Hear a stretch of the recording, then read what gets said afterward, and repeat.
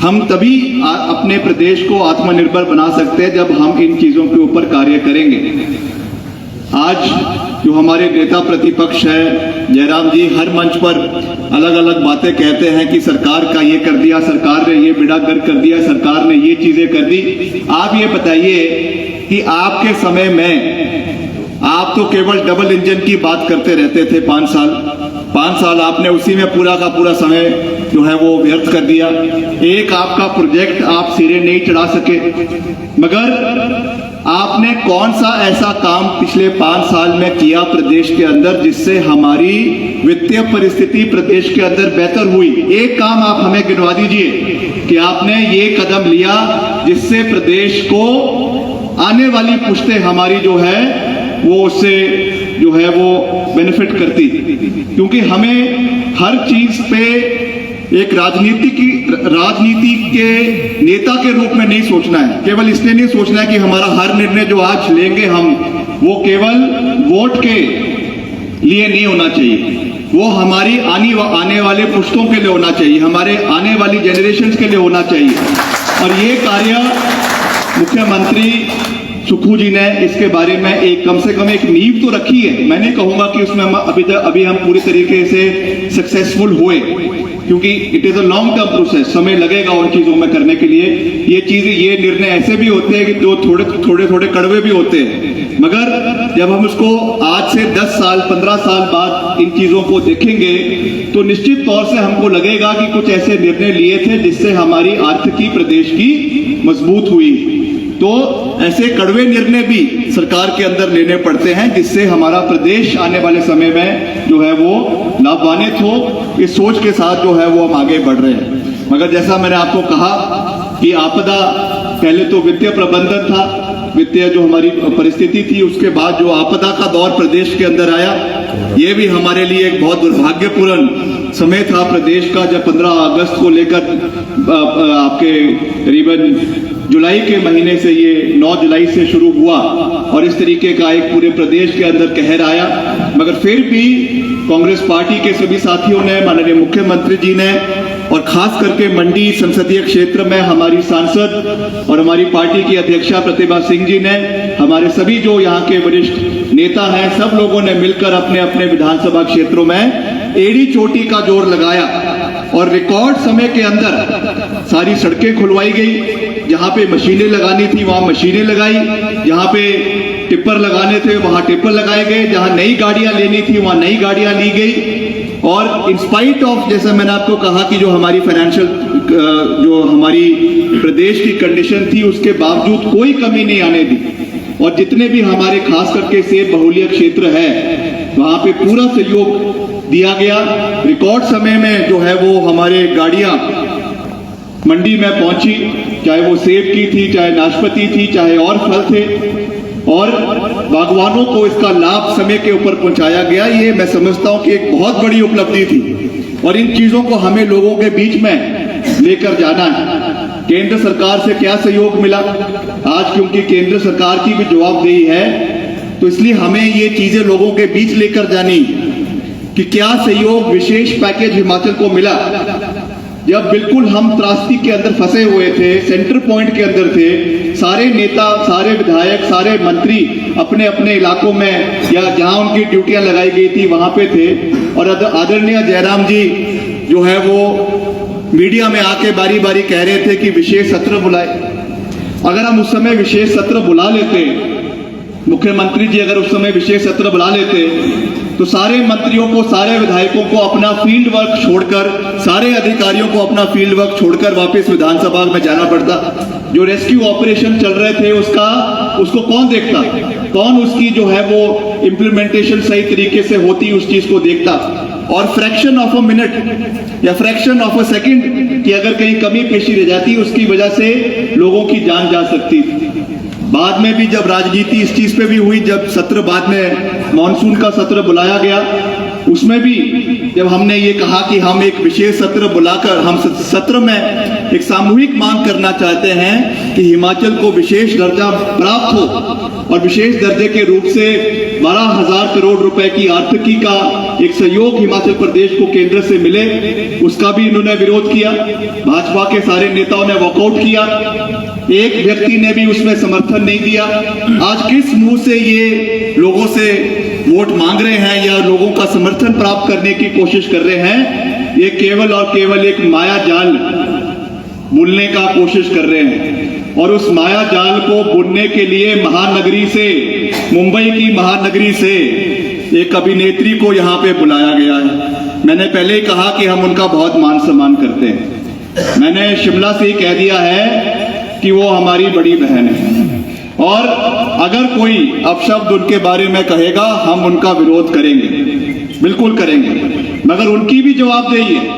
उन्होंने जो अपनी सहयोगियों के प्रति जो अपशब्द के जिस तरीके के शब्दावली उन्होंने पूर्व में जिसका प्रयोग किया है, मैं उन चीजों का यहाँ पे उन चीजों को दोहराना नहीं चाहता हूं। जो उन्होंने शब्द अपने को स्टार्स के बारे में कहे हैं, जब कीचड़ उछलेगा तो सबके ऊपर उछाला जाएगा, ये बात भी मैं बिल्कुल साफ कह देना चाहता हूं। ऐसा नहीं हो सकता है कि आप दूसरों के ऊपर कीचड़ उछाले, आप दूसरों की जो है कैरेक्टर का हनन करें, असैसिनेशन करें, और अगर आपके बारे में कोई बोले तो फिर वो जो है वो हिमाचल प्रदेश की महिलाओं का अपमान हो रहा है। इस तरीके का दोहरा मापदंड और दोहरा चित्र जो है वो हिमाचल प्रदेश के अंदर चलने वाला नहीं है। अगर इज्जत चाहिए तो दूसरों की इज्जत करना भी सीखो, ये बहुत जरूरी है। और ये हिमाचल प्रदेश देवभूमि है, हिमाचल प्रदेश की देव संस्कृति, हिमाचल प्रदेश की सभ्यता, हिमाचल प्रदेश की संस्कृति हमें किसी के ऊपर भी कोई टिक्का टिप्पणी करने का जो है वो आदेश नहीं देती है, मगर हमें इस चीज का ख्याल भी रखना है कि हमें अपने प्रदेश की, अपनी संस्कृति की, अपनी सभ्यता की, जो हमारी सबसे बड़ी पूंजी है, हमारी सबसे बड़ी दौलत है, इसको बनाकर रखना भी हमारा दायित्व बनता है।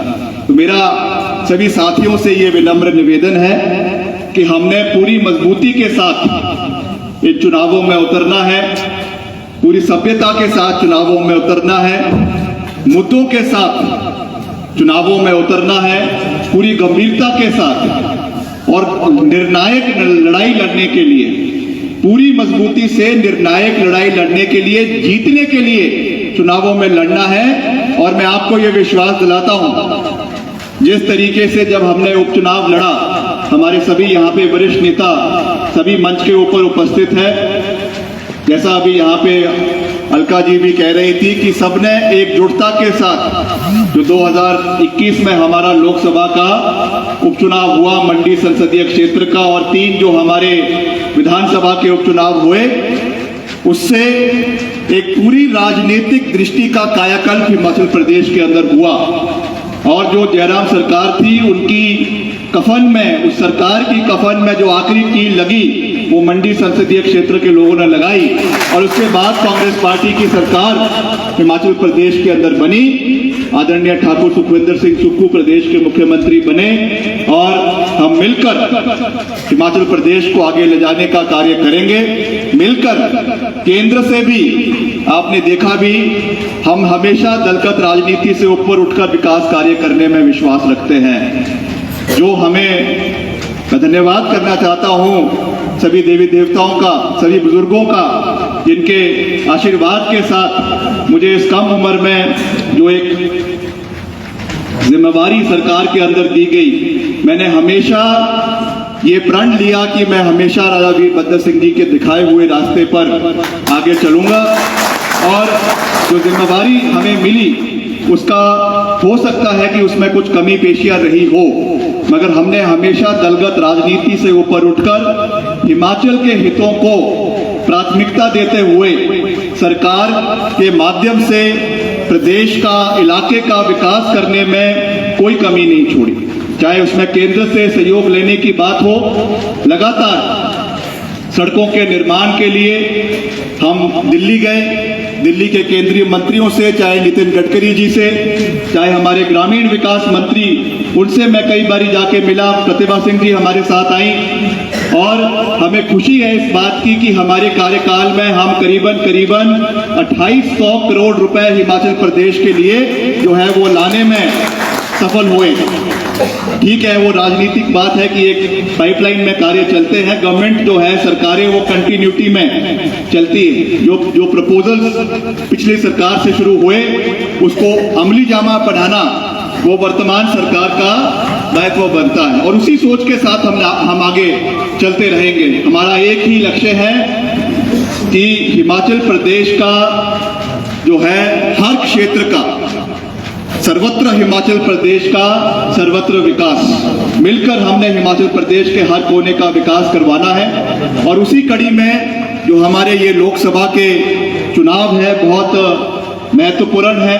निश्चित तौर से इससे हमारे जहां पर एक और प्रदेश सरकार की कार्यप्रणाली का तो उसमें एक दायित्व रहता ही है, मगर उसके साथ साथ जो हमारा राष्ट्रीय स्तर के जो आज घटनाएं घट रही है ये भी बहुत महत्वपूर्ण है। अभी यहाँ पे एक साथी हमारे कह रहे थे कि अगर इन चुनावों में हमने ढंग से लड़ाई नहीं लड़ी तो ये इसमें कोई बड़ी बात नहीं होगी।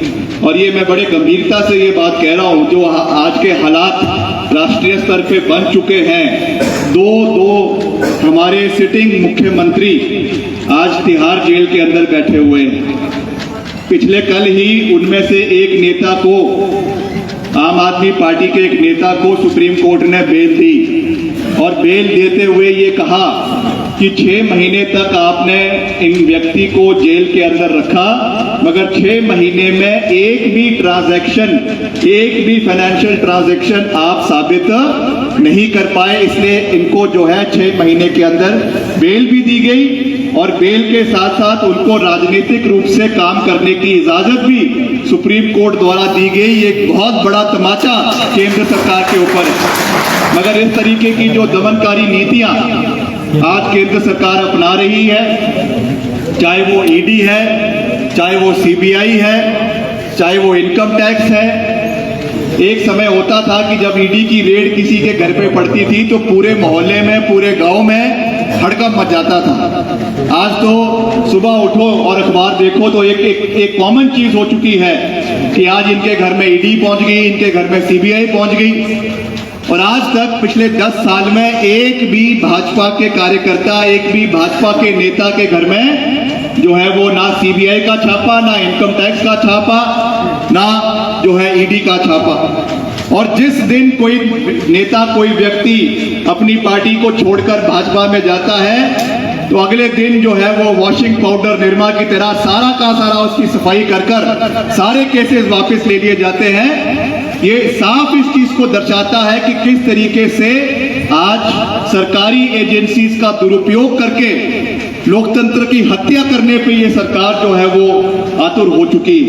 मैं इस पे ज्यादा लंबी बात नहीं कहना चाहता हूं क्योंकि बहुत से हमारे साथी यहाँ पे जो आए हैं वो अलग से भी हमसे बात करना चाहते हैं और हम समय देखकर सबसे थोड़ा सबसे बात जो है वो करेंगे, आपकी बात को सुनेंगे, क्योंकि चुनाव जब लड़ना है तो पूरी मजबूती से लड़ना है, आपकी आवाज को भी समझना है, क्या इलाके की परिस्थितियां हैं और खास करके जो बूथ स्तर के और ब्लॉक स्तर के कार्यक्रम हैं। मंडी संसदीय चुनाव हल्के का प्रभारी होने के नाते ये हमारी जिम्मेवारी है। अभी यहाँ पे सभी साथियों ने जैसा कहा कि इसमें कोई दो राय नहीं है कि ठाकुर कौल सिंह जी इस इलाके के नहीं मगर इस प्रदेश के वरिष्ठतम नेताओं में से एक है और निश्चित तौर से इस इलाके की, खास करके मंडी क्षेत्र की ये कमान केवल अपने इलाके की तो संभालेंगे मगर इसके साथ साथ इस पूरे इलाके की कमान संभालेंगे। उसकी हम एक पूरी रूपरेखा जो है हम बनाएंगे इसके बारे में, क्योंकि जो बैठक होगी इसकी जो इसमें से जो चीजें निकल कर आएगी उसकी हम एक पूरी रिपोर्ट जो है वो अपने पार्टी अध्यक्ष के साथ भी और मुख्यमंत्री जी के साथ भी हम रखेंगे और उसके साथ ड्यूटीज जो है वो हमारे नेताओं की भी लगाई जाएगी। हमारे जो पीसीसी के सेक्रेटरीज हैं उनकी भी, उनके जो विधानसभा क्षेत्र है जहां की उनको जिम्मेवारी दी जाएगी उसकी भी एक पूरी रूपरेखा बनाई जाएगी। और हमको आज से ही इसके ऊपर कार्रवाई शुरू करनी है। हालांकि अभी हमारे पास समय 7 मई से जो है वो नॉमिनेशन शुरू होना है, मगर जिस हिसाब से इस क्षेत्र की भौगोलिक परिस्थिति मंडी संसदीय क्षेत्र की है, 1/3 इलाका ये पूरे हिमाचल प्रदेश का आता है, एक और कहा आपका पांगी भरमौर है और दूसरी ओर आपका किन्नौर का इलाका जो चाइना के साथ लगता है, बहुत बड़ा इलाका है। तो हमको आज से ही इस पे कार्रवाई करने की आवश्यकता है, मेहनत करने की आवश्यकता है और निश्चित तौर से जहां तक कार्यकर्ताओं की हौसला अफजाई की बात है, उनके लिए जो भी रिसोर्सेज मोबिलाइज करने की बात है, इसमें कोई दो राय नहीं है कि हम उसमें पूरी गंभीरता से उसके ऊपर कार्य करेंगे। निश्चित तौर से एक संकट तो सरकार के ऊपर भी है और पार्टी के ऊपर भी है ही है, मगर फिर भी इट इज आवर रिस्पॉन्सिबिलिटी, ये हमारी जिम्मेवारी बनती है कि हमने कैसे रिसोर्सेज को मोबिलाइज करना है। उसके लिए हम पूरी मजबूती से कार्य करेंगे ताकि जब आप मैदान में उतरें तो पूरे जो है वो अपने अस्त्र शस्त्र के साथ जो है वो मैदान में उतरे और एक एक कार्यकर्ता कांग्रेस पार्टी का जो है 10 से 50 कार्यकर्ताओं के ऊपर भाजपा का जो है वो हावी होना चाहिए, भारी होना चाहिए।